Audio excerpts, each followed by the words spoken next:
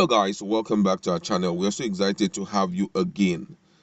The news of EndSars have flooded the entire internet as Nigerians are really angry and they are desiring that SARS should be ended by all means due to some of the activities that have been flying online. The latest, which is the Ugele killing, though some persons have come up to debunk that the said person that people claim he was attacked by SARS and is still alive.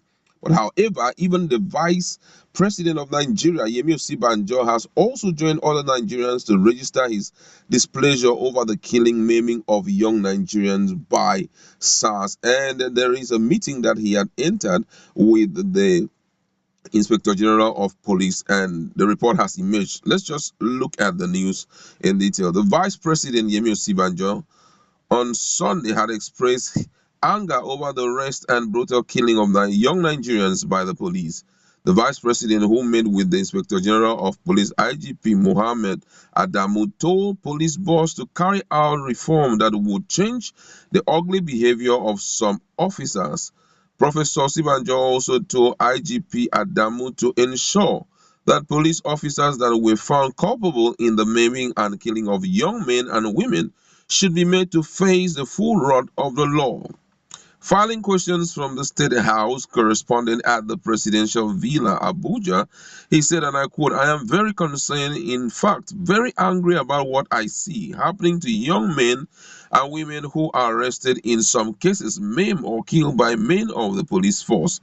He was asked about the economic challenges facing the country and Nigerians, and also the reported recent upsurge in activities of EndSars regarding harassment of people alongside different violations of the right of especially young Nigerians by some police officers. In his response, Professor Osinbajo, who had earlier held a meeting with the Inspector General of Police today at his residence, said the president and himself had discussed the matter on a number of occasions, noting the president's displeasure about such reports and his resolve to ensure reform. According to him, such violations were completely unacceptable because these are individuals who are meant to protect Nigerians. The arrest, maiming, or killing of young people or anyone at all is completely wrong. It is unlawful and illegal, and anyone involved in this act ought to be investigated and prosecuted. He further said, and I quote, "Today I have a meeting with the Inspector General of Police. We review several of these issues. The president and I have had discussions on these. He is very concerned about it. He wants to see a reform. You are probably aware that the IGP has issued statement looking at all these issues, in particular the warning against the use of these tactical units such as SARS for purposes of doing anything other than anti-robbery." For example, I think in his statement, he specifically said that you cannot have a situation where SARS say they are investigating cybercrime by arresting young men and women carrying their laptops and phones. Cybercrime is an electronic crime. I don't see how you can investigate that by seizing people's phones in a taxi or in their cars. It is very obvious that this is a major concern. A few bad eggs in the police force are causing all of these problems because it is all over the place in different states. There is a need to take serious action. The IG's statement today is a good first step. He has said clearly that policemen must wear police uniform.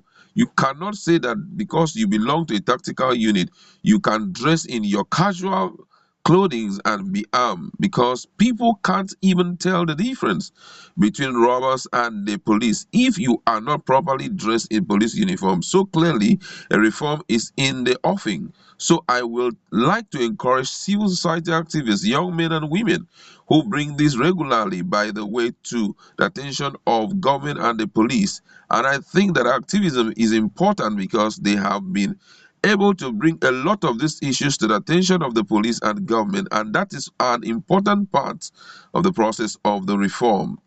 Continuing, he said, it is very obvious that this is a major concern. A few bad eggs in the police force are causing all of these problems. It is all over the place in different states. There is a need to take serious action. The IGP statement today is a good step. He has said clearly that officers have to dress properly. You cannot say that because you belong to a technical unit, you can dress in your casual way and be harassing people in their cars. Urging that all hands must be on deck to effect reform, the Vice President said, I think that we all have to work together to ensure that the police and law enforcement agents do what their duty is. And their duty is to protect us, protect our society and livelihood and home. By the way, many of them are doing their duties excellently well, but there are some of them who are engaged in these activities. So we must see these as something we all must work together to achieve as individuals to bring to the action of the people and government where there have been violations, and on the part of the government and the police to ensure that every one of those allegations is properly investigated and those found responsible are prosecuted and publicized so that people know that prosecution has taken place and this is the consequence. I am very confident that we will have a reformed police force and that process has already begun. Wow, this is a good one. I tell you the truth. It's important for this issue. That's why most of the time when I hear people talking about that all these online publication of media, that's videos, that it makes no sense, this and that, or online condemnation of any ill act in the society is not important. That's not true. These guys, they have media aids in their respective offices. The police have, the military have, that's the army. They have it, the presidency have it, and even the vice president, they have it.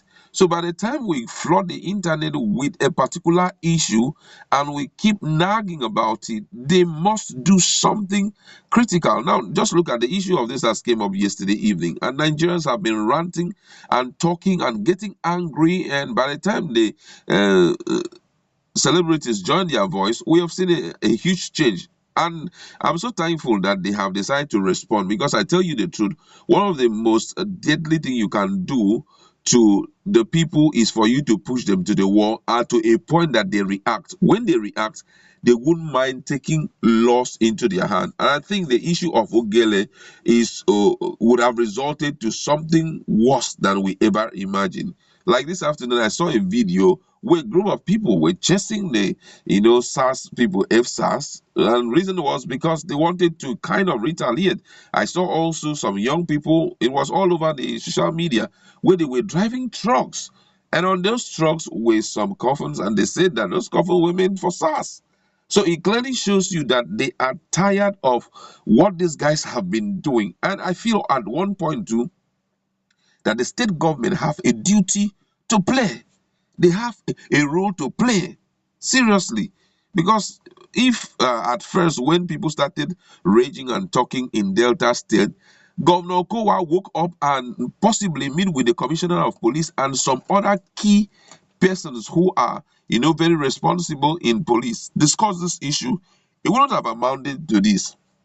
We've heard news, for me, I call it grapevine, though it's already been published, that the young man that the Ugele people claim was killed was not actually killed, that he is currently responding to, medical attention, is responding positively. But at the same time, it's just not right. Now, if you think I'm joking, go into the internet and see what is happening. Different publications. There's another one I just saw this evening where a young man had to show his bank balance. He's been, according to him, he said he's been forced to transfer money to a particular account. And he had to transfer the little he had to transfer 120K to a particular account. And I believe the reason why they left it at 120 was because they had exhausted his account. Now, this is totally criminal. Nigerians' life is very tough in this country. Some young people are working really hard. Some of them are into internet businesses, very legit ones. Some of them are into forex.